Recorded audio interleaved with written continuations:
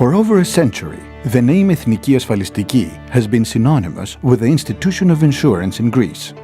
The history of Ethniki goes back to an era when the country was not yet independent. It was then that a group of far-visioned men decided to found a company. The royal decree and the articles of association were published in the official gazette in the issue of the 22nd of June, 1891. Zeus Redeemer was chosen to be the emblem of the company. In spite of the sinister political climate, the first 3 years were impressive. From 1893 to 1909, the evolution was sensational. Ethniki expanded its activities nationwide, in Europe as well as in North and South America, both as an underwriter and as a reinsurer. The Balkan Wars were bound to reduce the insurance business of the company. However, after the successful outcome of the war, the company rallied to set up business in the newly acquired territories, the so-called New Lands. The rapid increase in the company's assets allowed the purchase of the Rossel Mansion at 4 Korai Street. By the year 1992, 7 more buildings had been added to its assets. Within the period 1910 through 1922, though, it suffered significant claims, such as the results of the large fire in Salonika in the year 1917. From an insurance point of view, this fire was regarded as a monumental event, and as expected, it had dramatic repercussions on Ethniki Asfalistiki. The fire lasted 3 days and burned more than half the city. The company, of course, rose to the demands of the disastrous event, and together with the reinsurer, reimbursed claimants the total amount of 2,850,000 drachmas.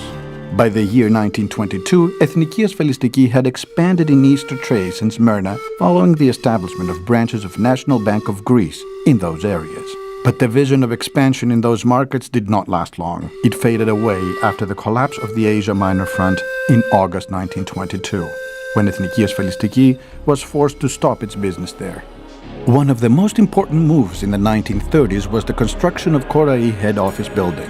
When World War II broke out, Ethniki Asfalistiki stood by its employees, paying salaries to the family who fought in the front. It organized an effort to provide food to its personnel during the occupation. And in order to do that, it sold out its whole portfolio of financial assets. The historic head offices of the company on Korai Street were fully requisitioned by the conqueror in October 1941, and they were converted into a detention house by the Kommandantur. In 1991, following an initiative by Ethniki Asfalistiki, the building was declared historic monument by the Ministry of Culture.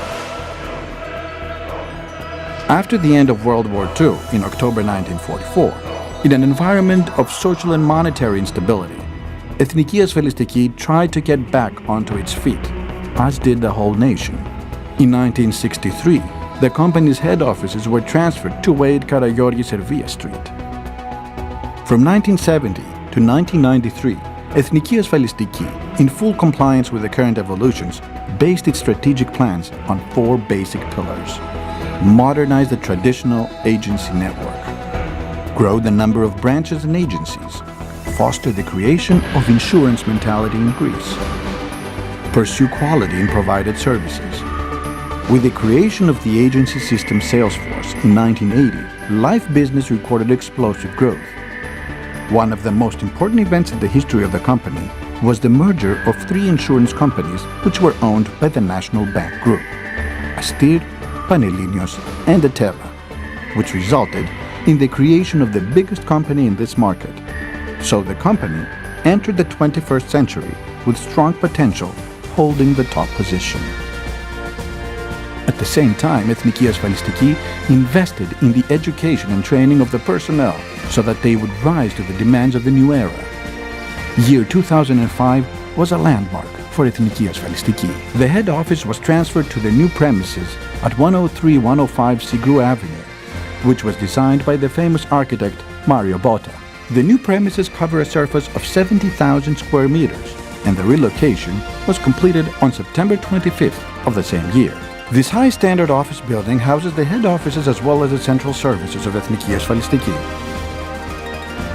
Through this adventurous journey, the company's human resources was instrumental in achieving its targets.